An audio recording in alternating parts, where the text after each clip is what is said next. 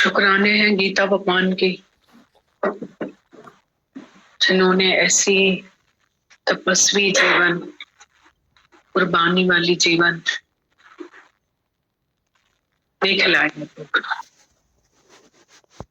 उनके फल हम खा लें।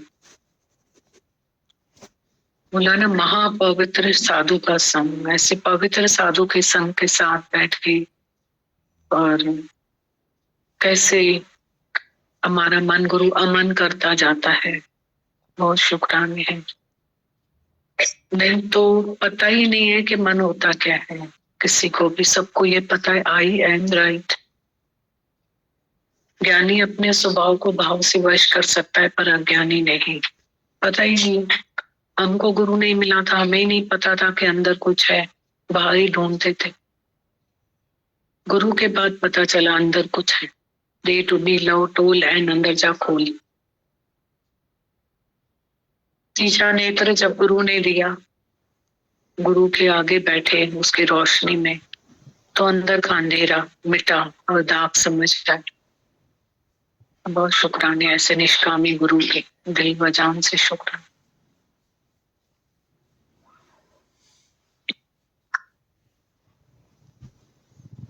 बहुत सारे शुक्राने दीदी भगवान भैया, बड़ा शुक्राना।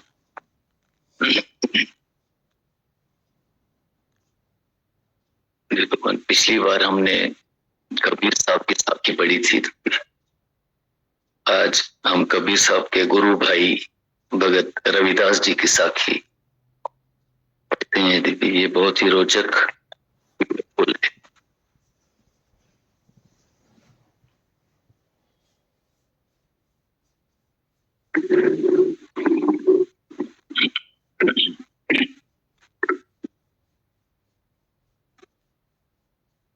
भगत रविदास जी का जन्म काशी बनारस में हुआ था।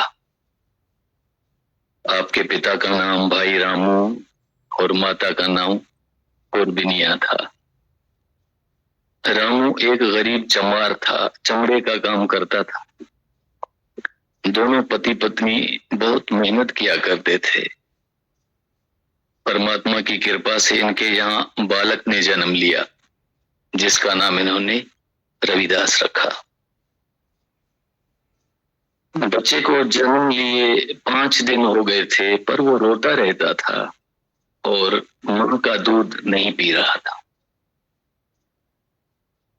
ममता की मारी मां दुखी हो रही थी कि बच्चा रोता क्यों है, दूध क्यों नहीं पीता है, उसको कुछ समझ नहीं आ रहा था। रामू भी बहुत दुखी था। उसने कई दाइयों से पूछा, उन्होंने टोटके बताए, बहुत सारे इलाज बताए, मगर बच्चा दूध पीने को राजी नहीं हुआ। देव योग से स्वामी रामानंद जी महाराज चमारों के मोहल्ले में आ गए।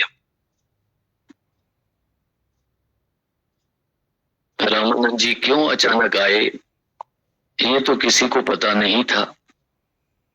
हाँ, उनको सब लोग अच्छे से जानते थे। एक बहुत ही प्रसिद्ध पहुंचे हुए विद्वान संत और कई राम भक्तों के गुरु हैं स्वामी रामानंद जी महाराज। आम लोग उनको देखकर बहुत ही खुश हुए, क्योंकि एक प्रसिद्ध ब्राह्मण गुरु का चमारों के मोहल्ले में आना बहुत बड़ी और उनके लिए इज्जत की बात थी। सारे चमारों ने उनको प्रणाम किया। कई लोगों ने अपने दुखड़े सुनाए, अरदासें करवाई। रामू चमार भी आशीर्वाद लेने के लिए आगे बढ़ा और कहने लगा, स्वामी जी 5 दिन हुए हैं मेरे घर बालक ने जन्म लिया है, मगर वो अपनी मां का दूध नहीं पी रहा है, बस रोता जा रहा है, जिससे हम सब दुखी हैं। हम पर कृपा करें, हमारे दुख दूर करें। वो बालक कहाँ है, मुझे उसके पास ले चलो, स्वामी जी ने कहा। रामू आगे आगे चला, उसके पीछे स्वामी जी और उसके 2 चेले थे। ये तीनों रामू के घर पहुंच गए। रामू अंदर से बालक रविदास को उठाकर ले आया। पोतड़ों में लिपटा हुआ बालक उस समय भी रो रहा था। स्वामी जी के सामने आकर तो वो और जोर जोर से रोने लग गया। रामानंद जी ने बालक को बड़े ध्यान से देखा,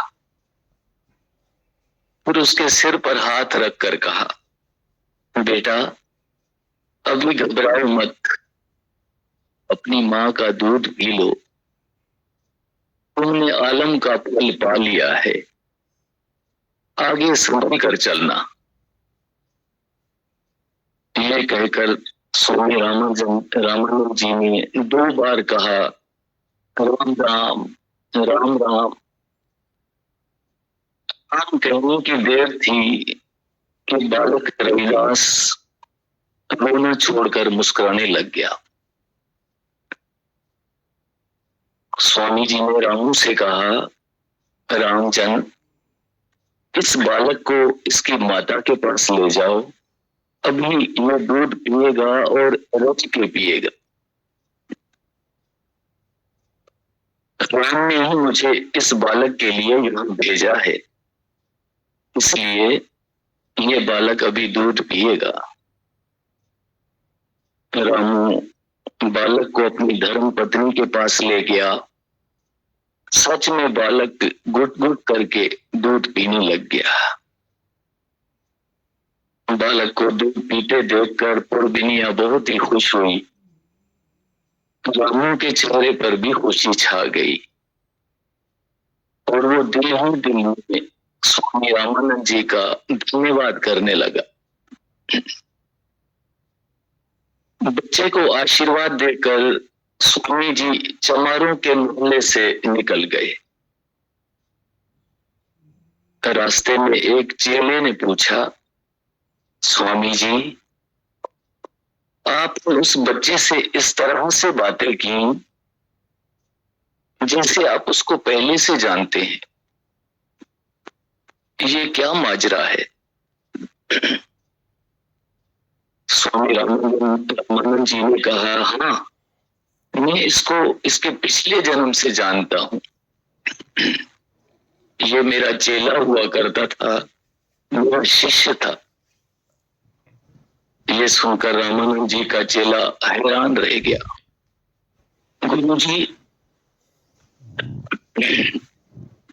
गुरुजी आपका चेला और उसने चमारों के घर जन्म लिया है, ये क्या भेद है गुरुजी? हमें भी जरा खुल कर समझाइए। रामानंद जी बोले, देखो कर्मों की गति अति न्यारी है। ये बालक जो रामू चमार के घर जन्म है, आज से 1 साल पहले ये मेरा शिष्य ब्रह्मचारी था, हम उसे ब्रह्मचारी बुलाते थे। चेला फिर से हैरान होकर कहने लगा, गुरुजी वही ब्रह्मचारी जो घरों से भिक्षा लेकर आता था और साल भर पहले परलोक गमन कर गया। रामानंद जी बोले, हाँ बेटा वही ब्रह्मचारी जो हरि नारायण कहकर हर घर से सीधा लाता था, आटा लाता था और उस आटे से प्रसाद तैयार होता था जो हम सब चखते थे और आए हुए साधुओं को भी छकाते थे। चेले ने कहा, हाँ गुरुजी मुझे सब याद है। रामानंद जी ने कहा, तुम्हें ये भी पता होगा हमारे डेरे के साथ छोटूमल कोटूमल बनिया का घर था। ये लोग कर्म से बहुत ही नीच थे, व्यवहार में गरीबों को लूटते थे, थोड़ी थोड़ी रकम देकर 10 गुना सूद लिया करते थे, कम तोलते, धोखा करते, झूठ बोलते राम की कसम, परमात्मा की सौगंध बोलकर गरीबों का खून चूसा करते थे। इस तरह से पाप करके उन्होंने बहुत ही माया इकट्ठी कर ली। ऐसे महापापी और भ्रष्ट कुछों के घर का अन्न खाने से बुद्धि भ्रष्ट हो जाती है, मन अशांत हो जाता है, परमात्मा में वृत्ति नहीं जुड़ती है। एक दिन बारिश हो रही थी, हमारा चेला ब्रह्मचारी सीधा सामान मांगने गया। वो डेरे से निकला ही था कि बन्नी के घर के पास पैर फिसलने से वो वहीं पर गिर पड़ा। वहां बन्नी का लड़का खड़ा था, उसने ब्रह्मचारी को उठाया। उसने उसे भिक्षा मांगने के लिए आगे नहीं जाने दिया, बल्कि अपने घर से ही उसको उतना सीधा सामान दे दिया जितना डेरे की जरूरत थी। ब्रह्मचारी आटा लेकर डेरे आ गया। प्रसाद तैयार हुआ। जब मैंने प्रसाद छका तो मेरी सुर्त राम से टूट गई। शरीर आलसी हो गया, नींद आने लगी, दिल पारे की तरह डोलने लग गया। उसी समय मैंने ब्रह्मचारी को बुलाकर पूछा, आज सीधा किसके घर से लाया है? ब्रह्मचारी ने उत्तर दिया, गुरुजी, आज दूसरे घरों से भिक्षा नहीं ली, पास वाले बन्ने के घर से भिक्षा लाया हूं, क्योंकि उसके लड़के ने प्रार्थना की थी कि सीधा यहीं से लेकर जा। ये सुनकर मुझे क्रोध आ गया। मैंने ब्रह्मचारी को श्राप दिया कि तू कैसा नीच है, जो चमारों से भी गए बीते लोगों के से सीधा लाकर हमको खिलाया, तूने महापाप किया है। इसका फल यह होगा कि तेरा जन्म चमारों के घर में होगा। राम नाम का सिमरन करने से फिर तेरा उद्धार होगा। कुछ समय बाद ब्रह्मचारी का शरीर ओम में समा गया। अब उसने रामू चमार के घर जन्म लिया है।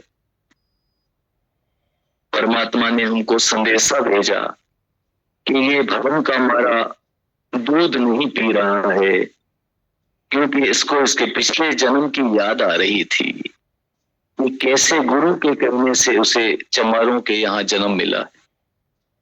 इसकी मुक्ति किस तरह से होगी, इसलिए ये रो रहा है, दूध नहीं पी रहा है। इसे ये ज्ञान नहीं था कि इंसान जन्म करके माड़ा नहीं होता है, खराब नहीं होता है, नीच नहीं होता है, बल्कि इंसान अपने कर्मों से ही अच्छा होता है या बुरा होता है। जाति कोई भी नीच नहीं होती। हम इसका ये भ्रम दूर करने आए थे।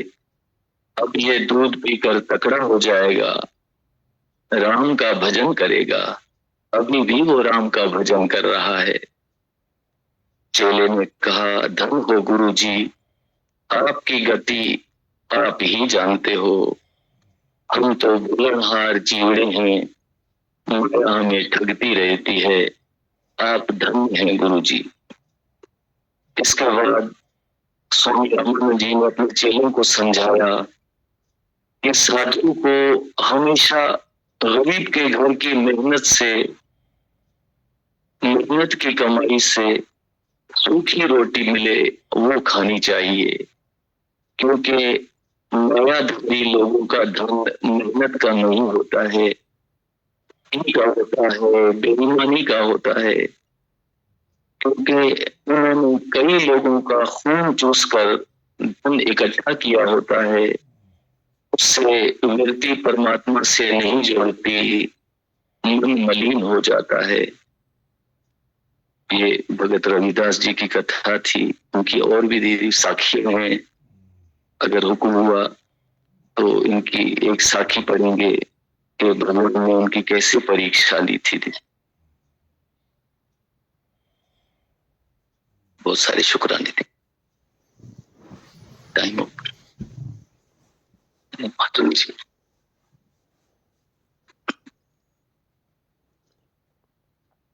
बसरी के पढ़ते हैं।